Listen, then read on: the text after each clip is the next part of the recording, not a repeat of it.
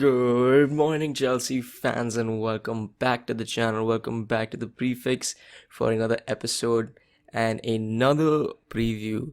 Chelsea host the Blades tonight at 7 p.m. in Indian Standard Time at Stamford Bridge in the FA Cup quarterfinals. A very big game for us. A very big game that could lead us to some silverware this season. Who knows? It is ours to lose, definitely ours to lose, because Sheffield United have recently parted ways with Chris Wilder and have had the worst season possible, and I think the worst season in the history of the Premier League, which is saying something. It's definitely a chance for Chelsea to look at this as a big opportunity at getting in line for some silverware this season, because let's just be honest, some of the competition we have faced, we have struggled against the likes of Southampton, the likes of Manchester City and Man United, who are in the competition. So, basically what I'm asking is give us Southampton and we will wipe them off the table, take us to Wembley, and we will clean slate there as well. I wish I had. No, this confidence is coming from that game against Atletico Madrid, but realistically, Atletico Madrid and any of the Spanish teams right now do not compare to any of the English teams that are in the top level of football right now. This is a whole different ball game for us, and this is one that we cannot overlook or take lightly, because we just won such a big game. Obviously, everybody's still buzzing about the Atletico Madrid game, the result, and also the Champions League draw for the quarterfinals after that. Yes, we drew against possibly the easiest team possible. We drew against FC Porto in the quarterfinals for the Champions League, a Portuguese side, and if everybody has been talking about the stars aligning for Chelsea in terms of this replicating the 2012 season where we won the Champions League and we won the FA Cup. So, not trying to jinx anything here, but this is a huge opportunity for us. We have gotten a bit lucky with our draws because we escaped the likes of Bayern Munich, PSG, Dortmund, and Manchester City. We got a bit lucky. We have to admit that, because we have been, I won't say we've been relying on luck, but we've been relying on a lot of different factors for us that are now going our way. The things like team chemistry, team spirit, the team effort, and the bond that comes along with that. Something that Thomas Tuchel has been speaking immensely about. He's been bringing that up consistently in press conferences. The fact that the team is such a special bond between each player, and not just players who are playing right now, or players who are in the fringe of things, the youngsters, the academy players, the maybe players who haven't had proper minutes. Everyone is starting to get into the groove now. So there's a lot of things to look forward to. The FA Cup right now is in front of us, a clear path for silverware this season. Definitely something that we could take advantage of. We're playing Sheffield. If we get Southampton next, or whoever we get next, we need to be ready for that, because now there are 3 different paths lined up for us. One is for obviously for the top 4, one is the FA Cup, and one is the Champions League. The top 4, obviously, the race is pretty much over. Manchester City have won this year. They have won the title. For Chelsea, it is about it's the onus of keeping our spot in the top 4 is definitely only on us. We have all the responsibility to keep it, and it is definitely ours to lose. So that's the way we need to be playing for the coming games. We have a lot of fixtures coming up. We have West Brom after this, but also the last few games of the season are going to be very tough. City, West Ham, and Aston Villa, if I'm not mistaken, are the last 3 games. So it's gonna be tough as hell. And being a club that is so heavily involved in different competitions, rotation needs to happen, and we do have the squad for that. And so um, this is something that has been brought up right from the time that honestly Thomas Tuchel arrived at Stamford Bridge. A lot of players who are not playing up to the mark, were being maybe sidelined or maybe being left out, and he was being questioned for these things. Mason Mount, who was actually doing very very well, was dropped out in his first game, and Tuchel got a host of questions asking about that, what about dropping Mason Mount and what his reason was. And from then on, Mason has played pretty much every game, and is clearly a big part of Thomas Tuchel's projects here at Chelsea.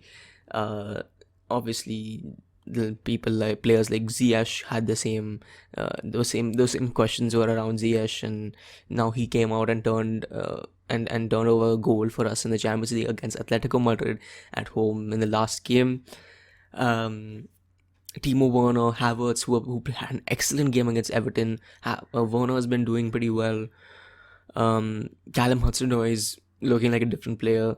Alonso, Zuma, we had a lot of questions with Zuma. He came in against Atletico Madrid when Christensen was unwell, and he stepped up and had a great performance. Rudiger, who looks like a different beast. He's a tank, man. He's looking like a proper tank.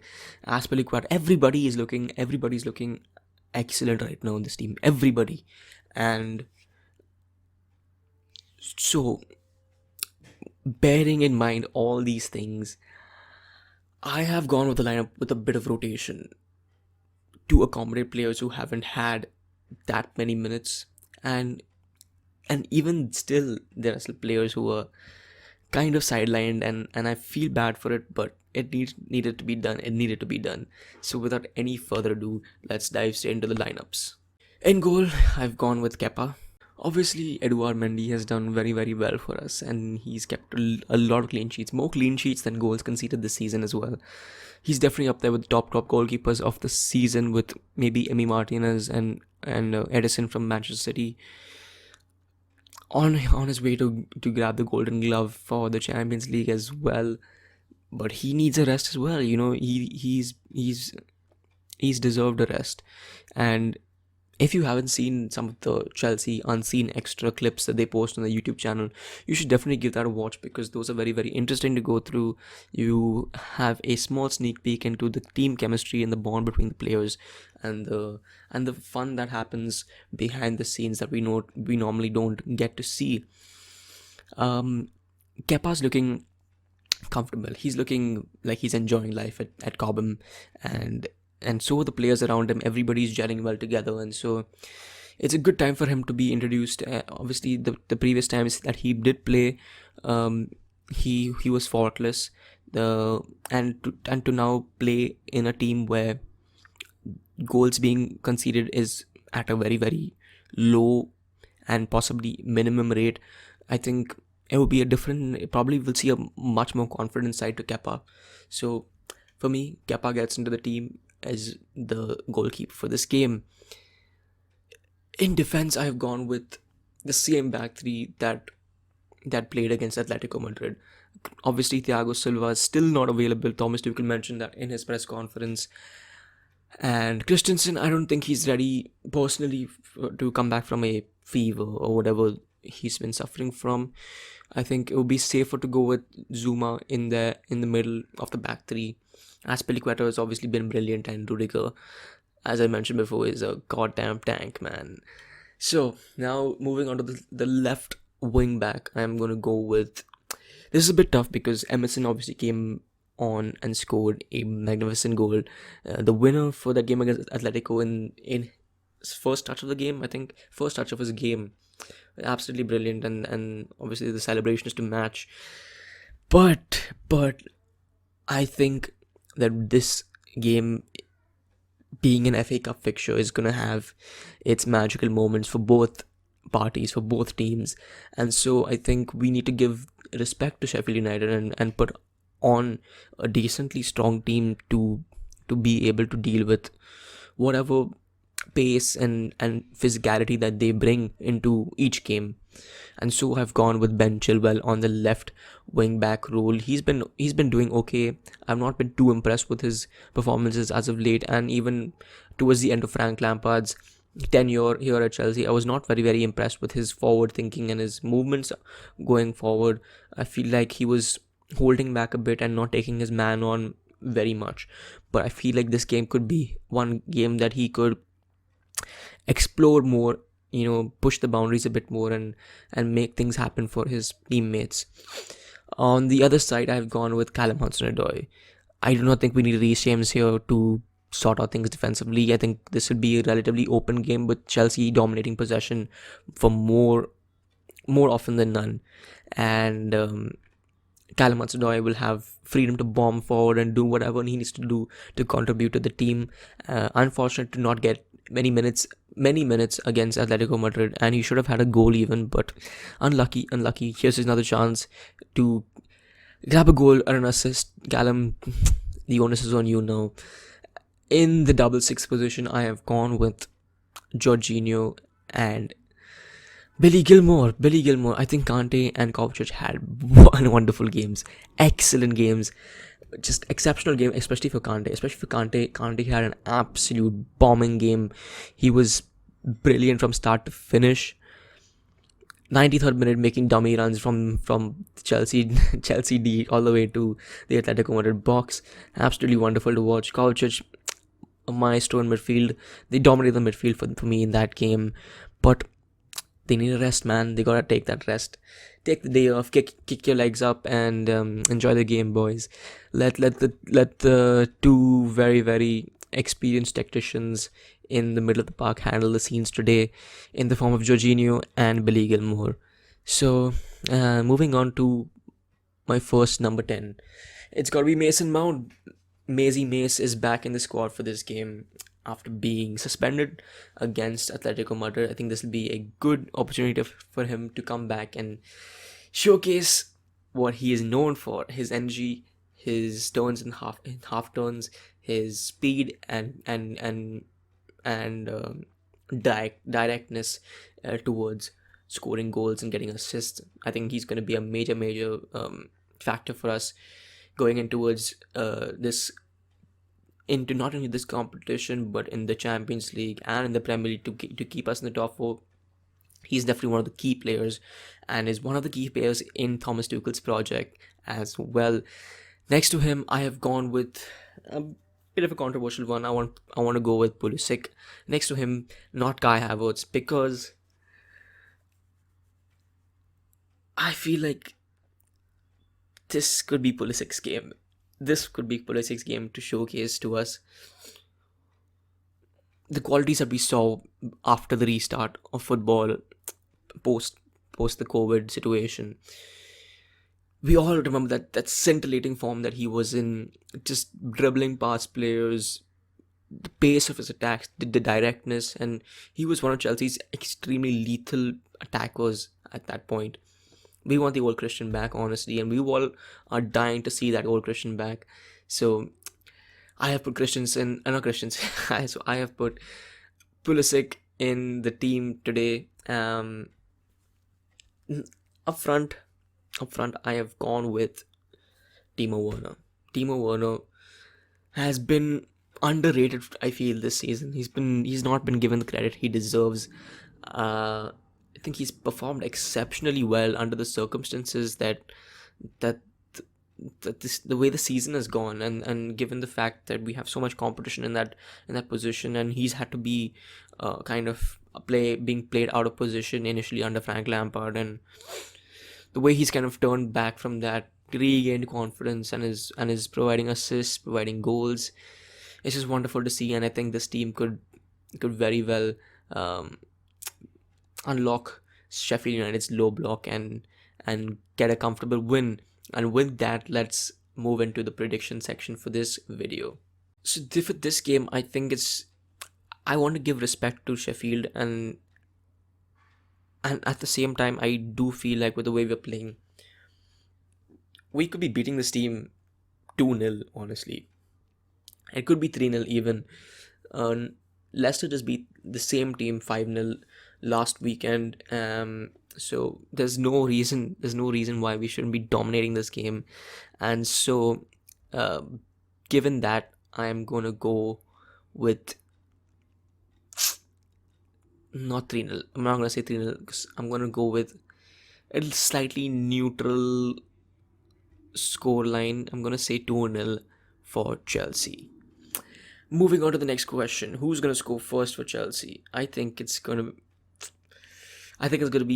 gonna put my money on Mason Mount is probably gonna score first. I think he's gonna come back with a point to prove, as he always does. And yeah, it's gonna probably be in the 21st minute. I'm gonna say 21st minute. How many shots will Chelsea have overall? See, I think Sheffield plays with a relatively low block, but we will probably have majority of the possession, and I think we'll probably be taking shots from everywhere possible. So I'm gonna go with an even 10 shots overall. 12. Did I see what? Why am I saying 12? No, it's gonna be like 6. It's gonna be like 6 or something. Yeah, 6. What overall possession will Chelsea have? We're gonna dominate possession for sure. So 63. How many Chelsea corners will be there? This is gonna be a tough one. So I'm just gonna go with a random one. I'm gonna go with 6. Let's go with 6. And with that, we are done with the prediction section, and we are done with pretty much this preview. But we have a lot of big games coming up, so a lot more to look forward to. Obviously, the international break is coming up, and I plan on putting out some more content on the main series, which is the Goalpost podcast. So stay tuned for that. If you really like the videos, do not forget to hit the like button, and if you are new here, make sure to subscribe to the channel. It helps. It helps me out. It puts me in a good mood, and a lot to look forward to. A lot more to look forward to from this Chelsea team. This team has not even hit the ceiling yet. A lot of players, we are still looking for more from what we know of their potential. We're looking for much more, and who knows, this could be the crunch moment that could push them to exceed their potential and show us what they're really made of. So let's be positive. Let's keep the positivity going. It's been a good ride for us, and let's get that win tomorrow. Put us in line for that silverware. Let's get that dub, boys. Come on, you Blues, and I will see you guys in the next one.